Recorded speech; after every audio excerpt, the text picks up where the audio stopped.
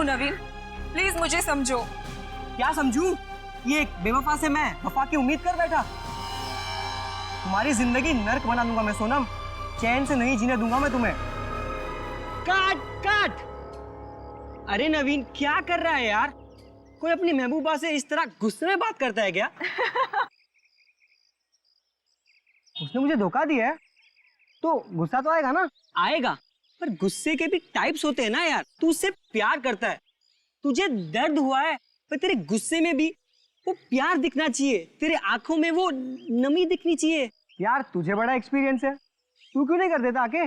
देख नवीन, ताने मत मार, मैं डायरेक्टर हूँ, तो फिर एक्टर भी बन जा। देख तू ना मुझसे भी। यार बस करो, यहाँ पर काम करने आओ या झगड़ा करने आयो? देख मैं तो मेरा काम ही कर रहा हूँ, ये नवीन है जो टेढ़ी मेढ़ी बातें कर रहा है। लगता है पैकअप होने वाला है यार। अगर तू मुझे इतने सालों बाद एक्टिंग सिखाएगा तो मुझे बुरा नहीं लगेगा क्या? ए राहुल, अरे इधर आओ।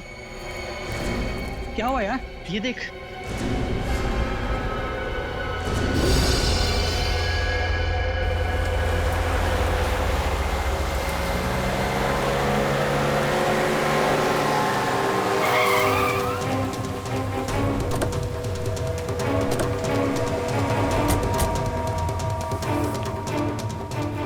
रजत, तुम सीढ़ियों से जाओ, हम लिफ्ट से आते हैं। हाँ?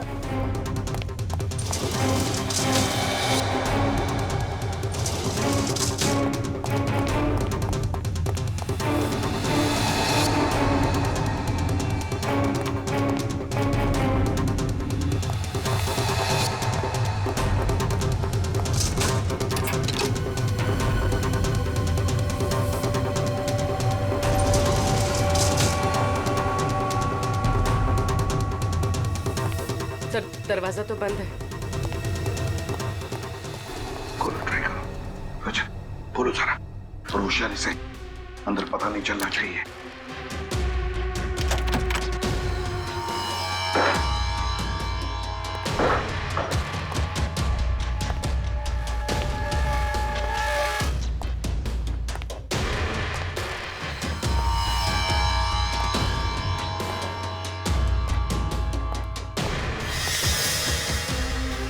My God.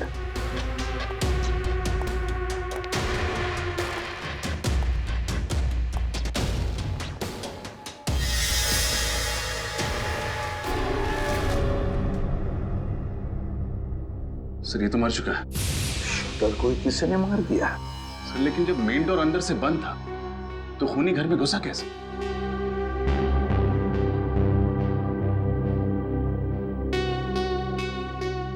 खूनी घर के अंदर नहीं, घर के बाहर था। जैसे इसने अपने शिकार पर निशाना लगाया होगा, खूनी ने इस पर निशाना लगाया और गोली चला दी। इसे जरा पलटू इसे।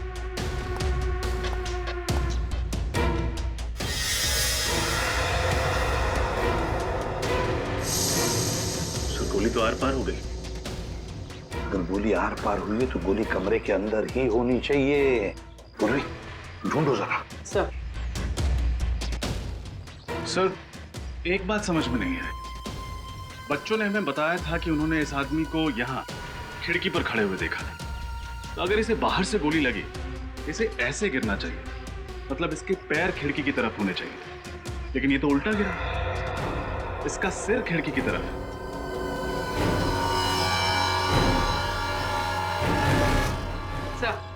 सर बुलेट कहीं नहीं मिली। अच्छा, कमरे के अंदर बुलेट नहीं मिली, ये आदमी उल्टा पड़ा है। समझ में नहीं आता ये सारा चक्कर है क्या? सर इसकी जेब में ये 2 बुलेट और कुछ पैसे मिले। कोई आईडी वगैरह, कोई नाम पता नहीं मिला। ऐसा आदमी अपनी जान पहचान लेकर थोड़ी घूमेगा रजत। पर सर यहाँ ये मारने किसे आया होगा? यहाँ खड़े होके इसी बिल्डिंग के किसी आदमी को तो मारेगा नहीं। जरूर किसी ऐसे आदमी को मारने आया होगा जो सामने रास्ते पे खड़ा हो, या फिर वहां आने वाला होगा। रजय, आते वक्त देखा था मैंने, इस बिल्डिंग के कंपाउंड के बाहर एक ज्वेलरी शॉप है, और ज्वेलरी शॉप के बाहर सीसीटीवी कैमरा लगा हुआ है। CCTV camera. पूर्वी, उस सीसीटीवी कैमरा का फुटेज लेकर आओ, और बिल्डिंग के वॉचमैन को भी ऊपर भेज दो। सर क्या सोच रहे हो रे? तो सामने इतनी सारी बिल्डिंग्स हैं, इतने सारे फ्लैट्स हैं, हमें पता कैसे चलेगा कि गोली कहाँ से चलाई गई? पता चल सकता है रजत। जिस एंगल से गोली इस आदमी के शरीर में घुसी है, उस एंगल से पता चलेगा कि गोली चली कहां से है, गोली चली कहां से है। बॉडी को फॉरेंसिक लैब भेज दो, सब पता चल जाएगा। हाँ सर, कुछ पता चला? अभिजीत, गोली तो इसे सामने से ही लगी है। सर ये हमें मालूम है, कुछ और बता सकते हो? गोली कहाँ से चली है, किस एंगल से चली है, ये बता सकते हैं आप? मैं तुम्हें दिखा सकता हूँ। हाँ,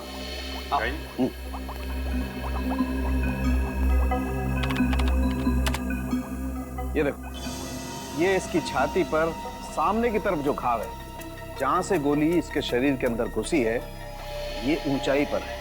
और ये दूसरा घाव जो इसकी पीठ पर है, जहां से गोली निकली है, ये नीचाई पर है। ऐसे इसका मतलब इसे गोली ऊपर से लगी है और लगभग 28 डिग्री के एंगल से।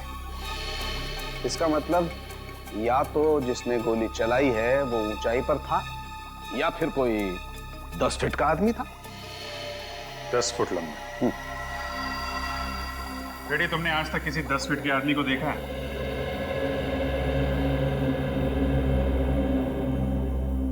नहीं सर। नहीं देखा सर। तो फिर आपकी दूसरी थ्योरी सही है, गोली सामने से चली है, ऊपर से। जी। और सर, जिसने भी ये गोली चलाई है वो भी कोई प्रोफेशनल किलर है, क्योंकि इतनी दूरी से इतना एक्यूरेट, इतना सही निशाना लगा पाना किसी आम आदमी के बस की बात तो हो नहीं सकती। फिर भी रजत, एक बात अभी भी घूम रही है। इस आदमी को अगर सामने से गोली मारी गई है, तो ये आदमी खिड़की से गोली लगने के बाद ऐसे गिरता, मतलब खिड़की की तरफ इसका पैर होता और सर दरवाजे की तरफ। मगर हमें इसकी लाश जब मिली तो इसका सर खिड़की की तरफ था और पैर दरवाजे की तरफ। कैसे हुआ होगा? सारुके साहब, इसके फिंगरप्रिंट से कुछ पता चला कि ये आदमी कौन है? नहीं, वो पता नहीं लगा, क्योंकि इसके फिंगरप्रिंट्स हमारे क्रिमिनल डाटाबेस में किसी के साथ मैच ही नहीं होते।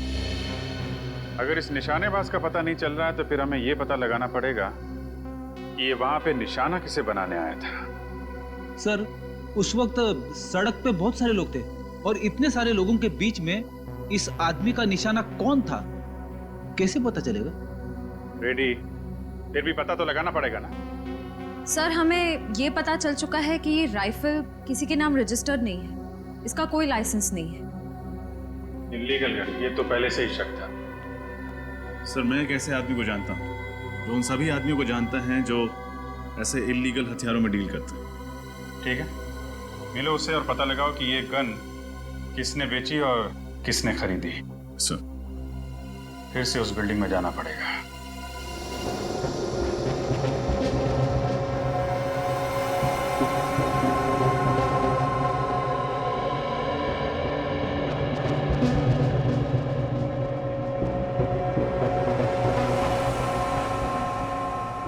बच्चों ने कहा था कि शूटर यहाँ पे ऐसे खड़ा था खिड़की में। अब देखते हैं जब पता चल जाएगा गोली कहां से चली थी गोली। ये मैनिक्विन में 28 डिग्री का छेद बनाया है ना? Yes sir. और ये लेजर बीम कब लगेगा? ये लीजिए पूर्वी।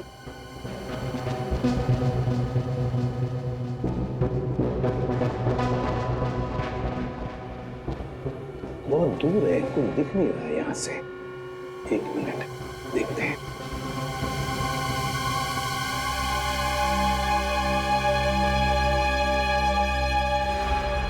रजत, मिल गया। लेजर का लाइट वहां पे गिरा है, उस छत पे। रजत, गोली यहीं कहीं से चली है, यहीं कहीं से। Yes sir. सर, हाँ, ये देखिए, यहाँ से पुतला बिल्कुल साफ दिखाई दे रहा है। हाँ, बिल्कुल साफ दिखाई दे रहा है। मतलब रजत, गोली यहीं से चली है। रजत, स्टेल्स को अच्छी तरह से ढूंढते हैं, कोई ना कोई सुराग, कोई एम्प्टी शेल तो जरूर मिलना चाहिए।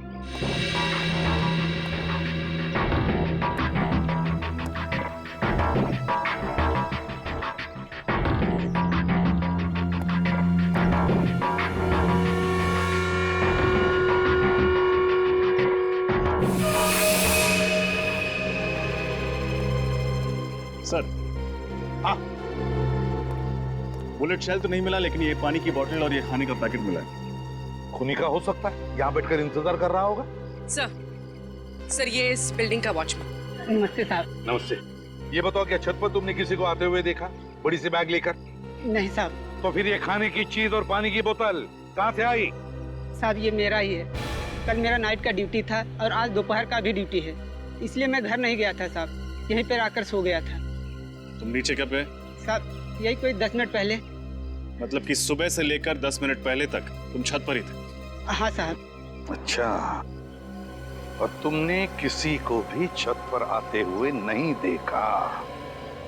रजत कोई शक नहीं, गोली कमरे के अंदर से ही चली है।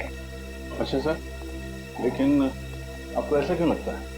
रजत सोचो जरा, अगर गोली बाहर से, मेरा मतलब है छत से चली होती, तो ये शूटर ऐसे गिरता, मेरा मतलब है सिर दरवाजे की तरफ होता और इसके पैर खिड़की की तरफ। लेकिन हमें ये कैसे मिला? इसके पैर थे दरवाजे की तरफ और सिर था खिड़की की तरफ। मतलब है गोली कमरे के अंदर से ही चली है। यस सर, तभी तो घर के अंदर कोई बुलेट नहीं मिली। गोली उसके सीने में लगी, उसकी पीठ से निकली, खिड़की से बाहर चली गई। Exactly.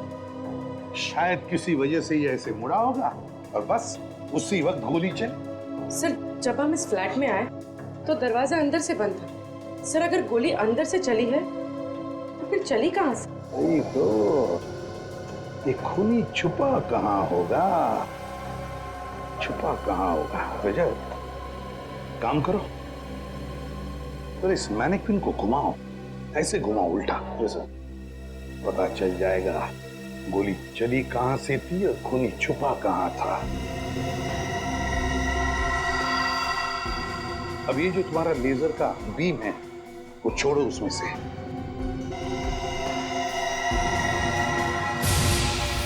My God, sir laser तो स्पीकर पे जा रहा है। उतारो स्पीकर को और खोलो।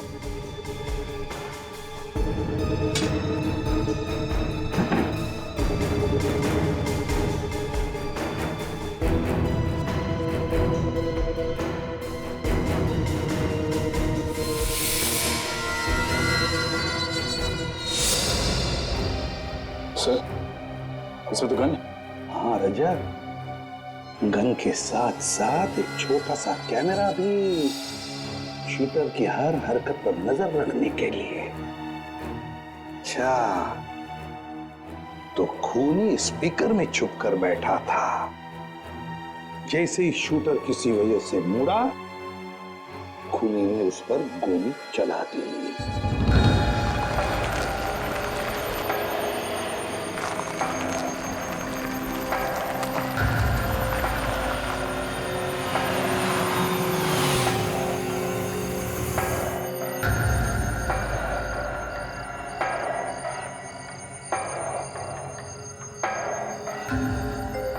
इस महेश का पूरा नाम महेश गद्दार है।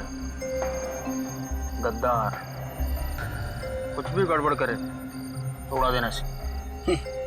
आप फिक्र मत करो बॉस, मेरी नजर और मेरा निशाना दोनों महेश पे रहेगा।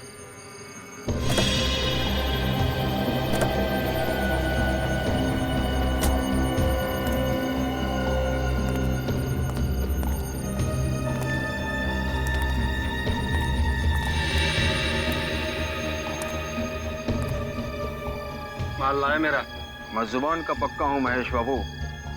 ताने मार रहा है? जरूरत पड़ी तो गोली भी मार सकता हूँ। मैंने भी हाथों में चूड़ियां नहीं पहनी, लेकिन गोलीबारी करने का मूड नहीं। चल माल दिखा। पहले पैसे दिखाओ। पैसे दिखा सर। अब क्या गिनती दिखाओ? उसकी जरूरत नहीं है, कम निकले तो बाद में हिसाब करने आता है मुझे।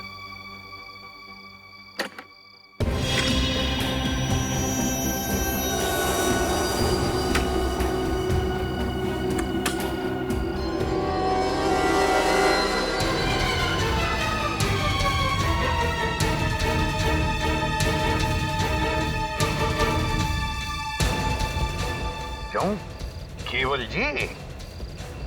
होशियारी नहीं, वरना इस गन के अंदर जितना भी लोहा है तुम्हारी खोपड़ी में उतार दूंगा, समझे? पूर्वी, फोटो दिखाओ इसे।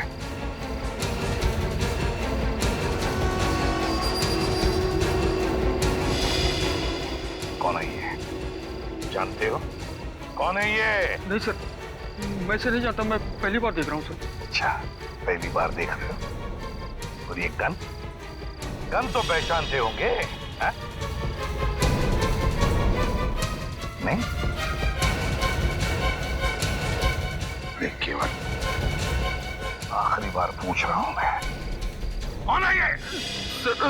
सर ये आदमी भिकू है। भिकू? हाँ सर, 3 महीने पहले ये मुझे मिला था। अच्छा, तब मैंने इसको ये गन बेची थी सर। और बताओ इसके बारे में।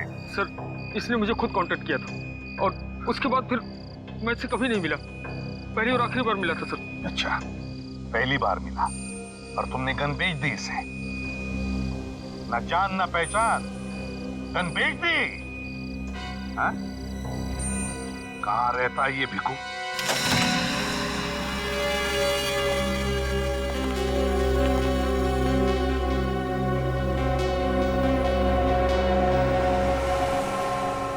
लगता है सर काफी माल कमाया इस भिकू ने। हाँ, पेशेवर खूनी जो था।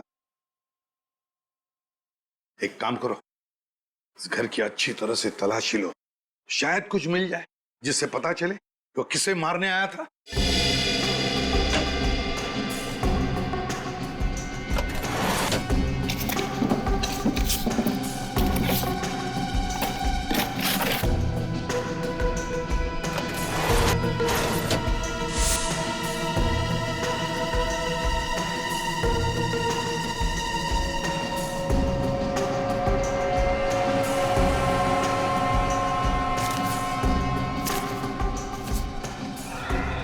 सर,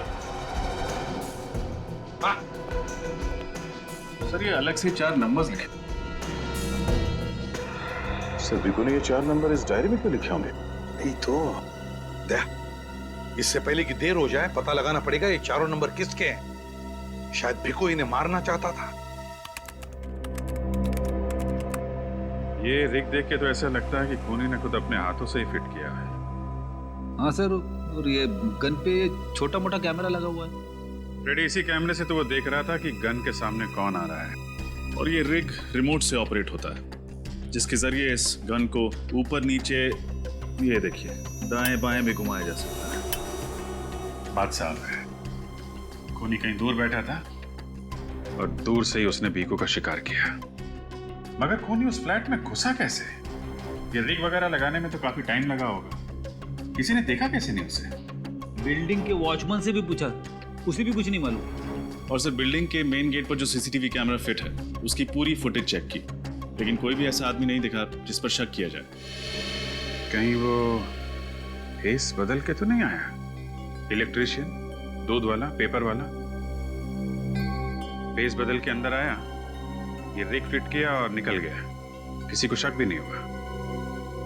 कुछ पता चला भिकू को कॉन्ट्रैक्ट किसने दिया था खून करने का? सर भिकू के घर से जो डायरी मिली है उसमें 4 लोगों के फोन नंबर्स मिले। कौन है ये लोग? सर नाम है मनीष, रितेश, विक्रांत और हितान। चारों बिजनेस पार्टनर्स थे। किस चीज का बिजनेस है इनका? सिक्योरिटी इक्विपमेंट का सर। ये लोग सिक्योरिटी एजेंसीज और प्राइवेट बिल्डर्स को इक्विपमेंट सप्लाई करते थे। लेकिन सर, इस तरीके का बिजनेस करने वाले इन लोगों के फोन नंबर्स एक कॉन्ट्रैक्ट किलर के पास कैसे? या तो इन चारों ने किसी की सुपारी दी होगी या फिर किसी ने इन चारों की सुपारी दी होगी भिकू को। सर एक और बात पता चली, इन चारों में से एक पार्टनर मनीष, 1 महीने पहले ही उसका खून हुआ है। कैसे खून हुआ इस मनीष का? सर मनीष एक कॉफी शॉप में बैठा हुआ था जब किसी ने उस पर गोली चलाई। पुलिस रिकॉर्ड्स के मुताबिक 9 mm की स्नाइपर राइफल की गोली थी। सर कॉफी शॉप में ही मनीष ने दम तोड़ दिया। स्नाइपर राइफल की गोली? मतलब ये चारों पार्टनर्स भिकू के निशाने पे थे। मनीष को तो उसने मार दिया, बाकी बचे इन 3 पार्टनर्स में से किसी को मारने के लिए उस फ्लैट में घुसा होगा। मगर किसको? सर उसी रास्ते पे जो ज्वेलरी शॉप की सीसीटीवी कैमरा की रिकॉर्डिंग है उसको श्रेया चेक कर रही, शायद कुछ पता चले। सर अच्छा, सर ये देखिए, ये आदमी कब से एक ही जगह पर खड़ा है और बार बार अपनी घड़ी चेक कर रहा है। हाँ सर, ऐसा लग रहा है जैसे ये किसी का बेसब्री से इंतजार कर रहा है।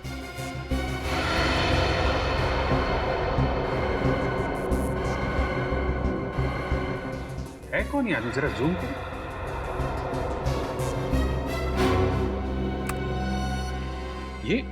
ये तो उन चारों पार्टनर्स में से एक है ना, विक्रांत। यस सर, मतलब मनीष के बाद भीखू का अगला शिकार विक्रांत था। नहीं रजत, मुझे नहीं लगता, क्योंकि विक्रांत काफी देर से वहां पे खड़ा था।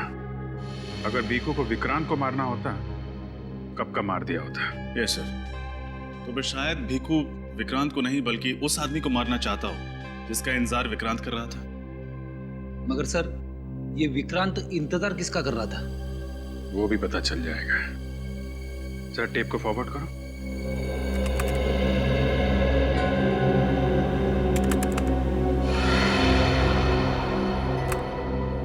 रितेश,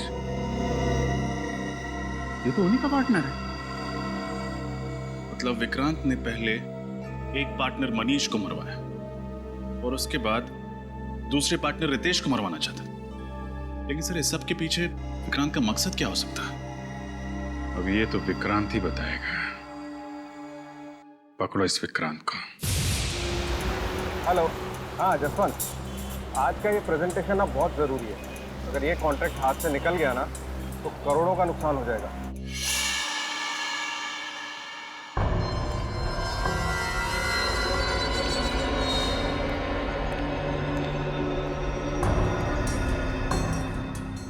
मैं ऑफिस पहुंच रहा हूँ, बस गाड़ी पार्क करके मैं ऊपर आता हूँ।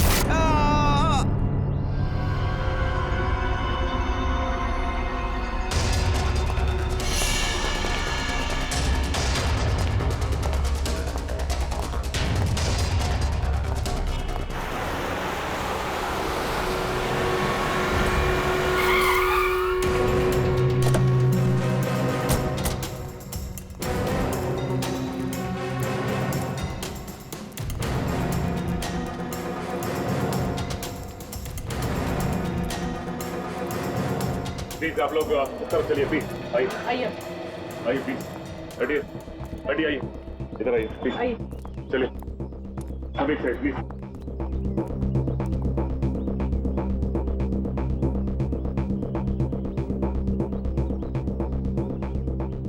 जरा पलटाओ पलटाओ इसे।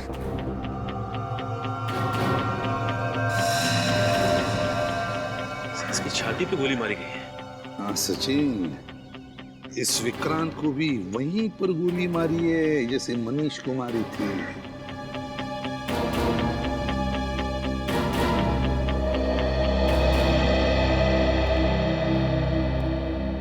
एक बात बताओ, किसी ने कुछ देखा? क्या हुआ ये? सर मैंने देखा था सर, विक्रांत सर जैसे ही गाड़ी से उतरकर ऑफिस की तरफ जाने लगे तो गोली लगी और यहाँ गिर गए। अच्छा, किसने गोली चलाई देखा तुम लोगों ने? आपने किसी को भी यहाँ से बड़ा सा बैग लेके जाते हुए या लेके आते हुए देखा क्या? नहीं सर। अच्छा चलो, गोली चलने की तो आवाज सुनी होगी किसी ने? नहीं सर। अरे नहीं? अच्छा, विक्रांत का ऑफिस कहाँ पर है? उस तरफ है विक्रांत जी का ऑफिस।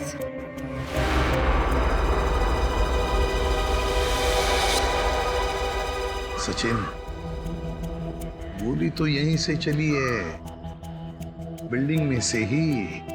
अगर बिल्डिंग की खिड़कियां तो बंद है तो जरूर गोली छत से चली है, छत से। लगता है उसी आदमी का काम है, उसी खूनी का जिसने मनीष को मारा है। छत से गोली चली है। एक काम करो, छत पे जाकर देखो, देखो कुछ मिलता है क्या। और बिल्डिंग में जितने भी लोग हैं उनसे पूछताछ करो, पूछो उनसे क्या किसी ने किसी अनजान आदमी को बिल्डिंग में आते जाते हुए देखा है क्या? हाँ? सर हम जिसे खूनी समझ रहे थे उसी का किसी ने खून कर दिया। वही तो हम सोच रहे थे कि विक्रांत रितेश को मारना चाहता है, या तो विक्रांत को ही किसी ने मार दिया। सर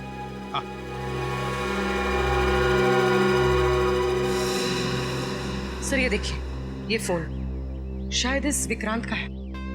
देखो इसने आखिरी बार किससे बात की थी? हाँ सर इसने आखिरी बार किसी जसवंत से बात की थी। जसवंत?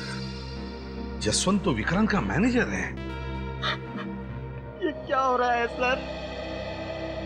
इन चारों पार्टनर्स के एक के बाद एक खून हो रहा है। एक बात बताओ जसवंत, विक्रांत इस वक्त ऑफिस में आने वाला था, ये और किस किस को पता था? वो तो हर रोज 10 बजे आते हैं सर, ये तो सारे स्टाफ को पता है। आखिरी बार तुम्हारी बात हुई थी विक्रांत के साथ? जी सर। क्या बात हुई थी? सर वो तो एक प्रेजेंटेशन के बारे में बात कर रहे थे। प्रेजेंटेशन और कुछ नहीं? जी सर। किसी पर शक है तुम्हें? किसने किया होगा ये? ऐसा कौन हो सकता है सर? मैं किस पे शक करूं जिसने मेरे पार्टनर विक्रांत को मार दिया? सिर्फ विक्रांत ही नहीं, कोई ऐसा आदमी है जो तुम चारों का दुश्मन है। क्या? हाँ, वो तुम चारों को खत्म करना चाहता है। लेकिन सर मेरी तो ये समझ में नहीं आ रहा है कि हम चारों ने उसका क्या बिगाड़ा है। वो हमें क्यों मारना चाहता है? कल तुम और विक्रांत एक बिल्डिंग के नीचे मिलने वाले थे, है ना? हाँ सर। वहां भिकू नाम का एक शूटर तुम्हें निशाना बनाने वाला था, तुम्हें, मगर किसी ने उसे ही मार दिया। क्या? भिकू मुझे मारना चाहता था? हाँ, हमें लगा था कि सबके पीछे विक्रांत का हाथ है और उसी ने भिकू को तुम्हें मारने का कॉन्ट्रैक्ट दिया था। नहीं सर, ऐसा नहीं हो सकता। विक्रांत मेरा पार्टनर ही नहीं था, मेरा एक अच्छा दोस्त भी था। आपका चौथा पार्टनर मिस्टर हितांग फिलहाल कहाँ पर है? वो तो पिछले 1 महीने से शहर से बाहर गया हुआ है। उसके पिताजी की तबीयत खराब है। कब आने वाला है? उसने कहा तो था कि वो जल्द से जल्द लौटने की कोशिश करेगा। कुछ दिन पहले तुम्हारा एक्सीडेंट हुआ था, है ना? जी हाँ सर। क्या हुआ था? 5 मई को मैं अपनी बीवी और बच्चे के साथ एक पार्टी से वापस लौट रहा था। गाड़ी का टायर बीच में ही फट गया और एक्सीडेंट हो गया। उस एक्सीडेंट में मेरी बीवी और बच्चे तो मर गए, लेकिन मैं पता नहीं कैसे बच गया। अचानक टायर फटा कैसे? दरअसल मेरी गाड़ी पर किसी ने गोली चलाई थी। वो गोली गाड़ी के टायर पर लगी और टायर फट गया। गाड़ी बहुत स्पीड में थी और मैं उसे कंट्रोल नहीं कर पाया बस। अच्छा, क्या तुम्हारा कोई दुश्मन है? मेरा मतलब है कोई बिजनेस राइवल? नहीं सर, मैं जानता हूँ कि बिजनेस में कॉम्पिटिटर्स होते हैं, राइवल्स होते हैं। मुझे नहीं लगता कि हमारा कोई दुश्मन होगा। सर, हाँ, बिल्डिंग की छत पे से मुझे ये बुलेट का शेल मिला है। 9 mm shell, long range rifle का शेल नहीं है। सर फिर तो एक बात पक्की है कि खूनी ने विक्रांत पर छत से ही गोली चलाई है। हाँ पूर्वी, हमारा शक सही निकला। जिसने मनीष पर गोली चलाई उसी ने विक्रांत को भी मारा है। उसी ने विक्रांत पर गोली चलाई है। सचिन, खूनी को किसी ने आते जाते देखा बिल्डिंग में? सर मैंने सारे ऑफिसेज में चेक किया, लेकिन किसी ने भी उसे नहीं देखा है। पर सर ऐसे कैसे हो सकता है? वही तो, कहीं से तो घुसा होगा वो बिल्डिंग में, कहीं से तो घुसा होगा। सर बिल्डिंग के 2nd फ्लोर पे रेनोवेशन का काम चल रहा है और मजदूरों का आना जाना लगा रहता है, इसलिए बिल्डिंग वालों ने पीछे का रास्ता खोल दिया उनके लिए। बस तो वहीं से घुसा है वो, शायद बेस बदल कर, और फिर अपना काम करके भगदड़ का फायदा उठाकर भाग गया वहीं से। ये आदमी तो बहुत खतरनाक लग रहा है सर। हाँ, बहुत ही खतरनाक आदमी है वो। 3 खून कर चुका है वो। तुम भी संभल के रहना। तुम जहां भी जाओ किसी को भी पता नहीं चलना चाहिए। और सचिन, इनका चौथा पार्टनर हितांग, उसे कांटेक्ट करो और उससे कहो कि जैसे वो शहर में आए हमें इन्फॉर्म करें। सर रितेश अपने परिवार के साथ जब एक पार्टी से लौट रहे थे तब उनकी गाड़ी पर गोली चलाई गई जो टायर पे लगी। रितेश गाड़ी को कंट्रोल नहीं कर पाए और गाड़ी फांजा ब्रिज से नीचे गिर गई। इस एक्सीडेंट में उनकी पत्नी और उनके इकलौते बेटे की मौत हो गई, लेकिन वो बच गए। और ये एक्सीडेंट हुआ कब? सर मनीष के खून के 1 हफ्ते बाद। तो कहीं इस भीखू का हाथ तो नहीं है इस एक्सीडेंट में? सर, मेरा तो रितेश पर शक पक्का हो रहा है। हो सकता है अपने परिवार और अपने पार्टनर्स का बदला लेने के लिए उसी ने भीखू पर गोली चला दी। मगर भीखू पे तो रिमोट कंट्रोल से गोली चलाई गई है और फुटेज में दिख रहा है रितेश विक्रांत के साथ मिलने आया था। अगर उसने कुछ किया होता तो हमें दिख जाता फुटेज में। अगर रितेश या हितांग ने भीखू का खून नहीं किया तो फिर किसने किया? कहीं ऐसा तो नहीं कि इनके किसी बिजनेस राइवल ने भीखू को कॉन्ट्रैक्ट दिया हो इन्हें मारने के लिए? इन चारों पार्टनर्स के बिजनेस राइवल के बारे में पता लगा है क्या? लगाया ना सर, मगर अभी तक किसी पर शक नहीं हो रहा है। लेकिन एक अजीब बात सामने आई है सर। क्या? इनकी फर्म को एक ऑर्डर मिला था, एक प्राइवेट सिक्योरिटी एजेंसी को माल पहुंचाना था, लेकिन ऐन वक्त पर ऑर्डर कैंसिल हो गया। तो उस ऑर्डर का इन पार्टनर्स की मौत के साथ कोई संबंध हो सकता है सर। ऑर्डर बड़ा था, करोड़ों रुपए का। ऐन वक्त पर ऑर्डर कैंसिल होने की वजह से इनको बहुत बड़ा नुकसान उठाना पड़ा था। बल्कि आज भी कंपनी कर्जे में डूबी हुई है। और ये ऑर्डर कैंसिल होने की वजह? सर वो तो पता नहीं चल पाया है, लेकिन चारों पार्टनर्स के खिलाफ एक कोर्ट केस चल रहा है। और सर इसी टेंशन की वजह से एनुअल जनरल मीटिंग में उन चारों पार्टनर्स के बीच झगड़ा भी हुआ था। पता लगा उस कॉन्ट्रैक्टर ने अपना ऑर्डर कैंसिल क्यों किया था। शायद वहीं से हमें कोई नया सबूत या सुराग मिल जाए जो इस केस को सुलझाने में हमारी मदद कर सके।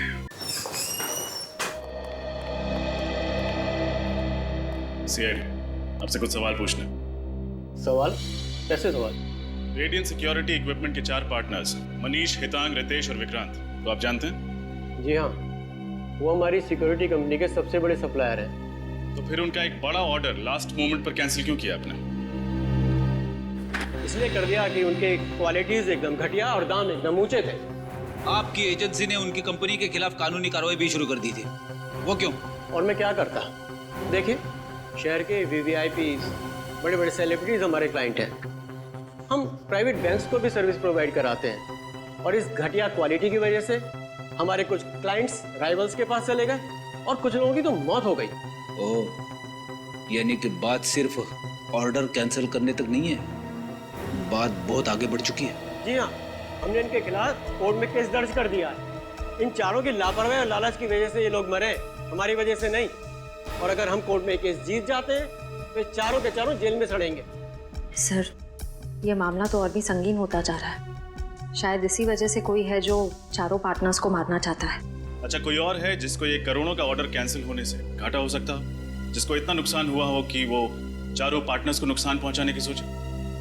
रेडियंट कंपनी को फाइनेंस 2 ही लोग कर रहे थे, हर्षद और शांतनु, और ये डील कैंसिल हो जाने से उन्हें करोड़ों रुपए का नुकसान हुआ था। फिलहाल तो शक की सुई इन 2 फाइनेंसियर्स हर्षद और शांतनु पर आकर अटक गई है। हो सकता है गुस्से में आकर उन दोनों ने इन चारों पार्टनर्स को मारने का प्लान बना लिया। श्रेया, इन दोनों फाइनेंसियर्स के बारे में सारी इंफॉर्मेशन निकालो। हेलो, हाँ बोलो। क्या? ठीक है। क्या हुआ सर? चौथा पार्टनर हितांग शहर में वापस आ गया है और उसने एयरपोर्ट के पास एक होटल में चेक इन किया है। इससे पहले कि वो शातिर खूनी उस पर जानलेवा हमला करे, उसको रोकना होगा।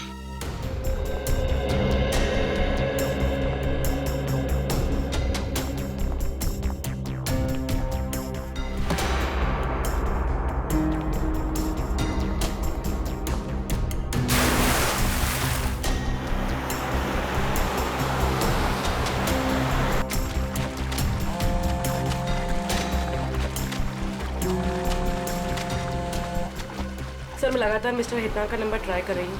रिंग बज रही लेकिन वो फोन नहीं उठा रहा है। अच्छा, होटल के रिसेप्शन में बोलो, उसके कमरे में फोन कनेक्ट करके दें। सर, मैंने वहाँ भी फोन किया था, लेकिन उनका कहना है कि मिस्टर हितांग अपने कमरे में ही नहीं है। कमरे में नहीं? किसी मुसीबत में तो नहीं है? कोई अनहोनी हो जाए उसके पहले हमें वहाँ पहुँचना पड़ेगा।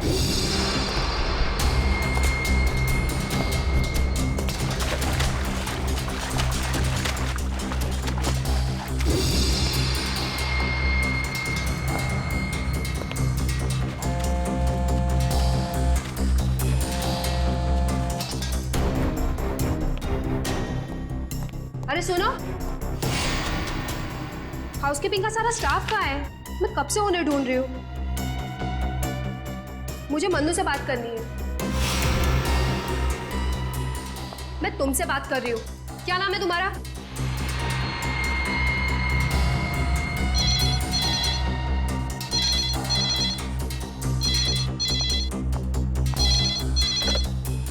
हाँ सर। जी, मैंने उनको पर्सनली अटेंड किया था।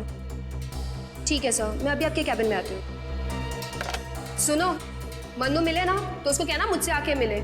मैं मैनेजर से मिलके आती हूँ।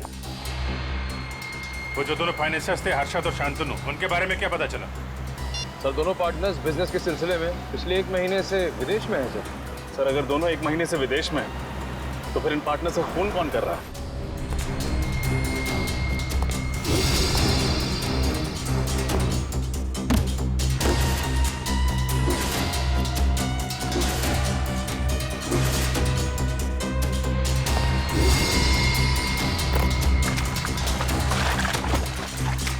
सर, इस बिजनेस डील में 4 पार्टनर्स और 2 फाइनेंसर्स। हम शक किस पर करें? उस पर जिसे हम अब तक नजरअंदाज करते आए हैं।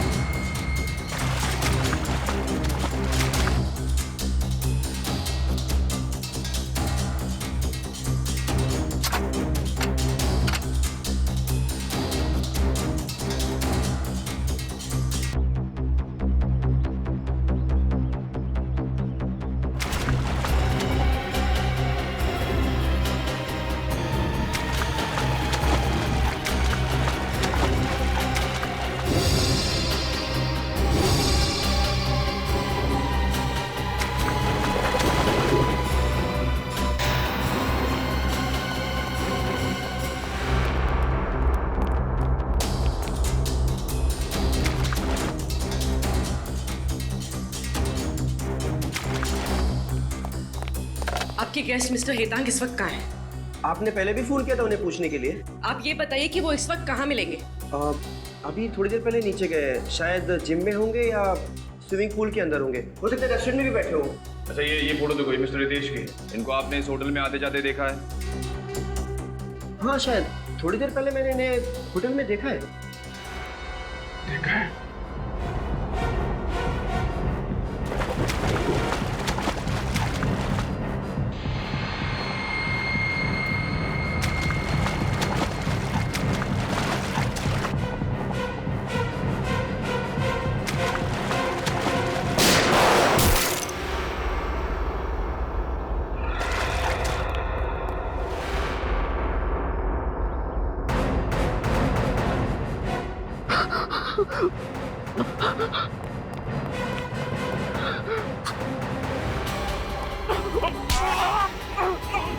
नहीं छोड़ूंगा मैं तुम्हें, नहीं छोड़ूंगा। अभी भी जान बाकी है।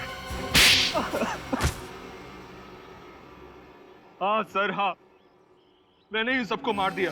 क्यों? वो तो तुम्हारे बिजनेस पार्टनर थे ना, दोस्त थे तुम्हारे। दोस्त नहीं थे सर, ये लोग गद्दार थे। मेरी वजह से इन लोगों को लाखों करोड़ों का कॉन्ट्रैक्ट मिला, मगर इन लोगों ने मार्केट में हल्की क्वालिटी का जाली माल बेचना शुरू कर दिया। तो तुम पुलिस में रिपोर्ट लिखवा सकते थे। हाँ, जब तक मुझे पता चलता तब तक बहुत देर हो गई थी। कॉन्ट्रैक्टर ने हम पर क्रिमिनल केस दर्ज कर दिया था। मैंने अपना मुंह खोलने की ठानी, मगर इन लोगों ने उल्टा मेरा ही मुंह बंद करने की कोशिश की। जब तुमने चुप रहने से इनकार कर दिया, तो उन्होंने तुम्हारा और तुम्हारे परिवार का एक्सीडेंट करवा दिया, जिसमें तुम्हारी पत्नी और तुम्हारा बच्चा तो मर गए, लेकिन तुम बच गए। हाँ सर, उसके बाद मैंने सोचा अगर मैं पुलिस के पास गया तो ये मेरे माँ बाप को भी मार डालेंगे, और इसलिए मैंने भीखू कॉन्ट्रैक्ट किलर को हायर किया। और उसे तुमने 4 लोगों के नाम और नंबर दे दिए, जिसमें से एक नाम तुम्हारा भी था। वो सबको गुमराह करने के लिए था। भीखू से मैंने केवल फोन पे बात की थी, उसने मुझे देखा नहीं था। कुछ पैसे मैंने उसके अकाउंट में ट्रांसफर कर दिए थे। भीखू ने सबसे पहले मनीष को कॉफी शॉप में मारा, और उस दिन जब वो तुम्हें विक्रांत को मारने वाला था, उसके पहले ही तुमने भीखू को उड़ा दिया है?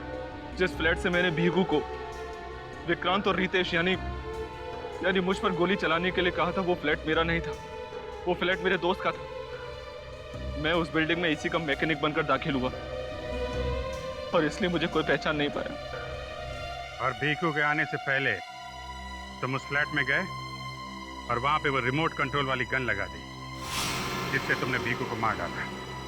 तुमने भीखू को बलि का बकरा बनाया ताकि लोगों को लगे कि तुम भी उसका टारगेट थे। और उसके बाद मैंने विक्रांत को खुद ही खत्म कर दिया। और अगर आज आप लोग टाइम पर नहीं आते ना सर, तो मैं इस हितांक को भी गोली मार देता। बदले की आग ने तुम्हें खुद मुजरिम बना दिया है। इस हितांक को तो उसके किए की सजा मिलेगी, लेकिन 3-3 खून करने के जुर्म में तुम्हें सिर्फ फांसी होगी। फांसी।